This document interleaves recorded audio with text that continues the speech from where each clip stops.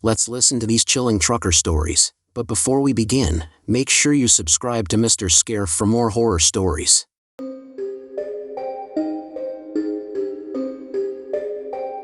So I am not exactly a trucker, but I had to drive a truck home from Washington, D.C., to nowhere in Kansas after getting off my active duty. I didn't have anything but my truck, some clothes, and my late grandpa's old service revolver to my name. I couldn't leave the base until 5 p.m., which put me in West Virginia after it was dark. My GPS decided to transfer me between highways via a few back roads. In the meantime, the GPS system just quits working. No cell phone, no GPS, and it's dark in the boonies. I figured I'd call it a night and find my way out from my Atlas in the morning. I pull off the path, lock my doors, put up sunshades on my windows, and get some sleep. It was a nice sleeper setup. I was just starting to doze off when I heard some footsteps on gravel. I perk up, and it's definitely something on two legs, and it's definitely getting closer. So I fumble to get my sidearm without looking, while trying to peek through the shade to see anything. It was all black, I can't see a damn thing. All the wildlife is silent and I can hear footsteps circling the truck. I tried to put attention to detail in the footsteps. And suddenly it was all silent. I was just hoping that they'll think it's an abandoned truck and get the heck off. I pull back the hammer on the revolver, and as soon as it clicks, there's a pounding on the glass. I rip the sunshade down and see a man in an open plaid shirt just going to town on my window with his fists and eyes that I've only seen on a rabbit right before slaughter. We lock eyes and he just starts screaming, not even words, just straight up screaming. So I scream back that I'll blow his head off if he doesn't buzz off. He takes off to the rear of the truck. I catch my breath, climb into the driver's seat and start the truck to get the fuck out of there. Suddenly my window just fucking explodes into nothing. I later learned that broken spark plugs could do that, and maybe that was what caused the glass to explode. But as the glass explodes, he reached into the truck and yanks me out the window. Terrified, I fall awkward as shit as I clear the window, so I'm on the ground, he's kicking the shit out of me, and I'm scrambling trying to find the gun I dropped in the commotion. Seemingly out of nowhere, this random middle-aged guy comes charging out of the woods and decks the psycho. They tussle a bit. I find the gun under the car, Crazy Guy 1 fucks off, and I draw down on Crazy 2. He puts his hands up, asking me not to shoot and generally being rational. I asked what he was doing out here and he said, "Well, I'm not here to fuck spiders." Then explained he was out here on vacation in a cabin, heard screaming, and came to help. I thanked him and got the fuck out of there. Later I found a Walmart a few towns over and slept under a street lamp. I called my dad the next day to tell him that I'd be late because I had to replace a window, and also explained to him as to what all things had happened. When he heard the spider thing, he laughed and made a joke about his dad always saying that because he had a bunch of Australian pilot buddies. Apparently, it means like, what the fuck does it look like I'm doing? Now, my grandpa died before I was born, and I'd actually never seen a photo of him, aside from a service photo when he was about 20. So I get home and I go to put grandpa's gun back in dad's lockbox. I almost shit my pants when I see a photo inside of my dad with the dude that saved me, down to the clothes. I flip it over and it's got my dad and grandpa's names on it and 1990 on it. So I ask my dad when that picture was, and he says it's special because that was taken the morning of Grandpa's accident. I'm not saying I believe in ghosts, but it's a really messed up coincidence that the guy who saved me from a tweaker is a dead ringer for the guy whose gun I was trying to grab to protect me.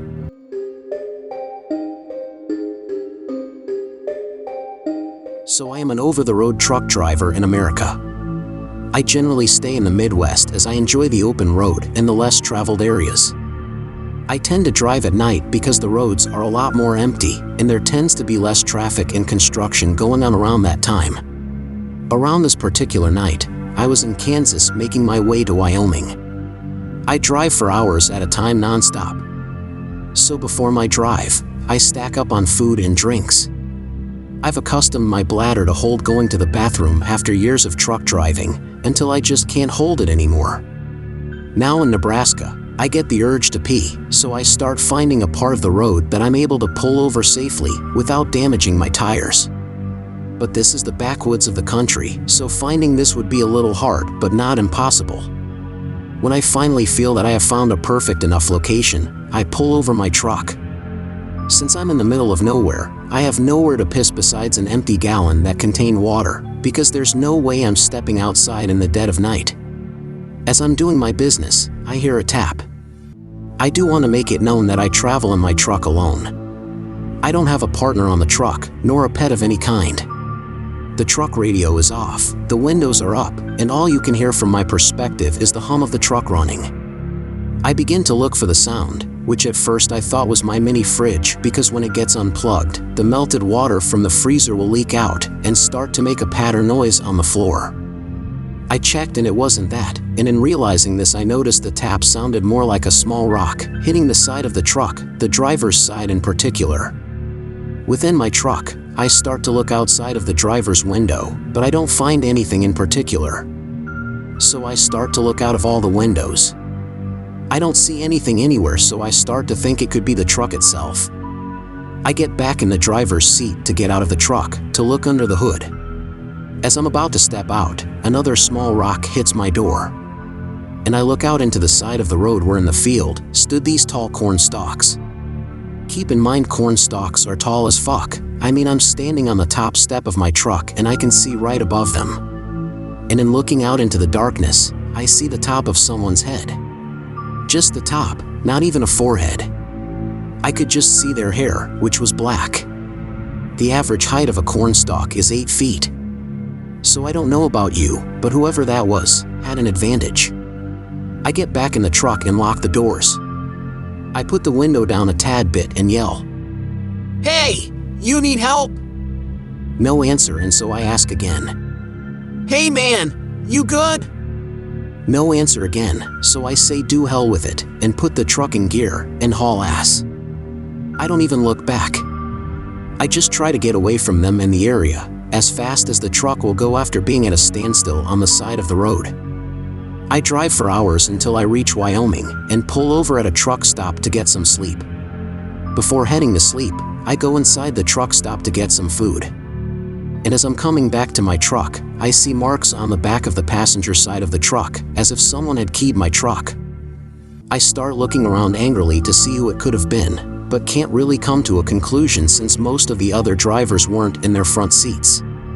Then, I start looking around my entire cab and notice the marks are also on the back of the cab, near the platform where the cab and trailer connected. I started remembering about the person I saw in the field and thought it was them, but I don't remember feeling anyone hop on back there, so I was left puzzled. Nothing else happened for the rest of the day, thankfully. So I'm not sure who that person was, or what they wanted, or what their intentions even were, and I'm glad I never ended up finding out.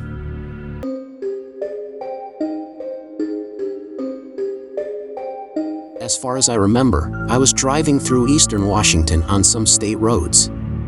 There were no rest stops or cities, but I had done the route enough to know that there were these massive dirt areas every 30-odd miles where you could park safely away from the road.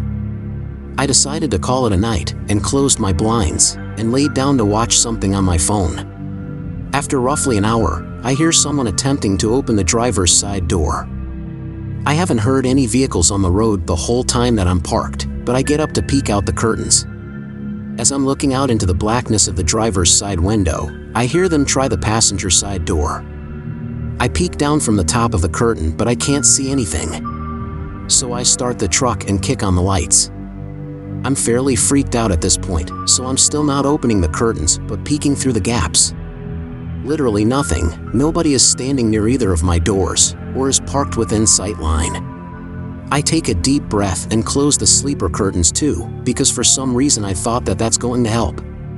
After laying back down and convincing myself that something blew against the truck and that it only sounded like the doors. Just so you know, it was fairly windy outside, and a lot of flat ground around me. I hear what sounds like someone trying to pry open the vents on the sleeper. I panic at that sudden sound. The door handles start clicking again, and the truck starts shifting like someone is climbing on it.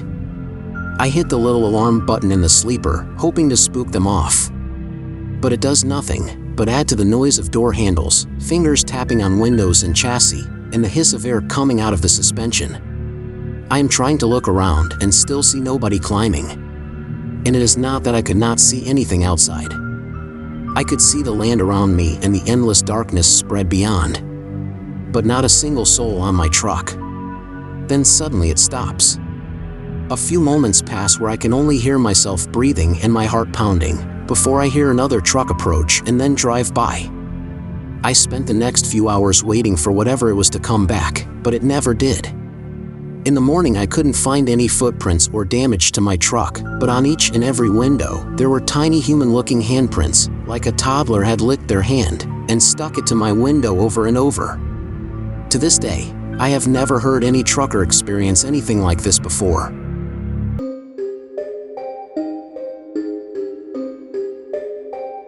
I am technically not a truck driver, but I used to work as a field technician in the oil industry, so I spent a lot of time driving trucks through remote areas of Canada, and that too at odd hours.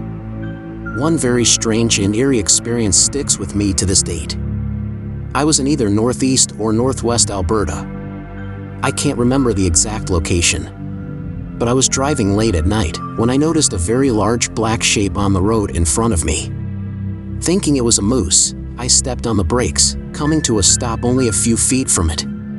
Despite being so close and having my headlights shining directly on it, I still couldn't tell what I was looking at. It was vaguely the shape of a four-legged animal, but very big, probably about 6 feet tall. Apart from those details, it was completely featureless. I couldn't make out any details whatsoever, no shine from its eyes, nothing. It just stood there. And then I noticed there were more of them in the ditch, on both sides of the road. 5 or 6, or maybe more, all the same as the black shape on the road in front of me. None of them were moving. They didn't look like physical objects or living things. More like just large patches of absolute darkness. After I got over my shock, dread started to set in, and I drove around the thing on the road and sped off. I don't really believe this was a paranormal experience. I had been driving for over 8 hours through the middle of the night, and I was exhausted. Most likely, it was a hallucination caused by lack of sleep and spending too long staring straight ahead into the dark. But it was still a very unsettling experience.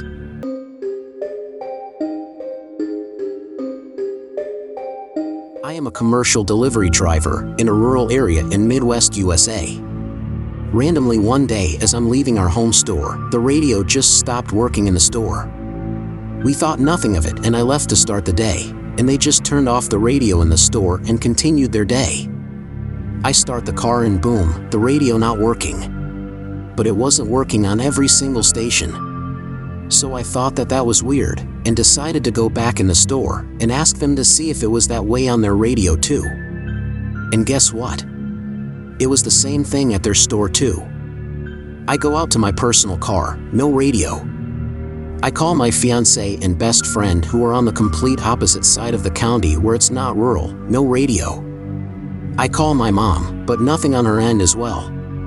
Everyone I worked with called surrounding stores and customers, and they had nothing. It was this weird radio blackout. So I finally ended up leaving for the day's deliveries. I left the radio on in the background even though it was static, just for some sort of noise. The volume was really low, but out of nowhere, a faint talking can be heard and it was going in and out. It was a language I did not recognize at all, and I honestly don't even know what to compare it to. And it sounded like a female computerized voice. Oddly though, my store's radio caught it as well, as they later told me they heard it too. After that, it was static again for a few hours. Then slowly one by one, stations came back up. Now, this is so easy to probably have an explanation for, but the weirdest thing about it was that there was no media attention to it, and no radio station mentioned anything about the hours-long blackout. It was like it never happened. What freaks me out about this was the complete silence about it and how no one was given an explanation.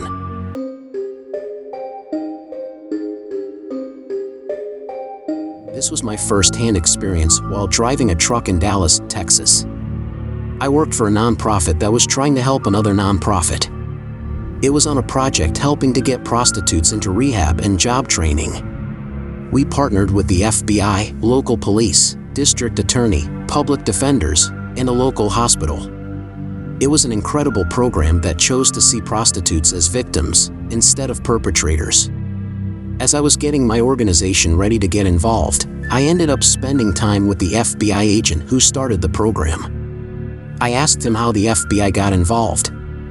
He explained that after 9/11, the FBI was tasked with figuring out how Al-Qaeda would attack interior cities like Dallas. They determined that they may pull a Timothy McVeigh and load a semi-truck full of explosive materials, drive them into a city, and detonate. So, they decided to start monitoring the truck stops where the terrorists would stage the potential attack. They monitored for months and, of course, found that Al-Qaeda was nowhere to be seen in American truck stops.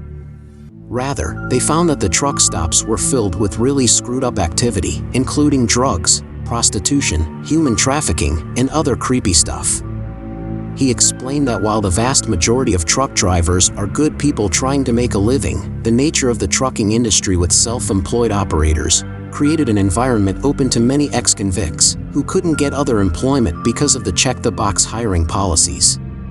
So, ex-convicts often bought trucks, worked for themselves, and were hired by companies to drive their freight, which eliminated many of the company's liabilities had the former convicts worked for the companies themselves. So long story short, he detailed the crimes, including the fact that the FBI was tracking many unsolved murders and serial murderers, and human trafficking rings. The more I learned about truck stops, the scarier they became. I ended up going on multiple law enforcement rides as part of the program. Let me say this, truck stop prostitutes are in terrible, terrible shape. Think about what must have gone on for them, that they are hanging out at a truck stop turning $20 tricks. It's awful. I saw horrible things, including child trafficking and prostitution. The things I saw still make me sick to my stomach.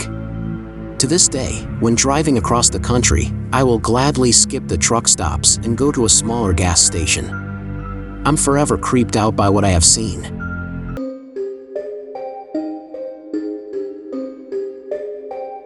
I live in Kansas and have driven that western stretch many times on my way to Colorado. It's absolutely nothing for so long, and the few tiny towns you do pass are mostly rundown nothings as well. I've never had to drive it in the dark, but I would easily get spooked. And for whatever reason, we seem to have a lot of people in this stupid state that like to mess around with you late at night on the interstate, if you're the only two cars around. 3 significant times I remember where one of those assholes would pass me, then slow down in front of me until I had to pass them for them to then speed back up, and then stay beside me for too long. Then again get back in front of me and repeat, until we came across another car and they started on them, while I fly forward to get away. I have had someone once follow me into the toll line, after doing what I just described for a half hour or so, when several others were open and empty.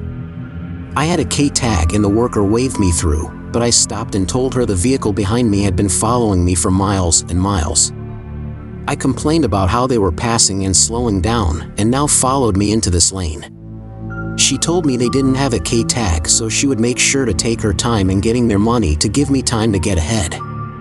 Well, they then back up and go into another lane. She tells me to sit and wait for them to drive on, turning on the red X, so no other cars would come behind me.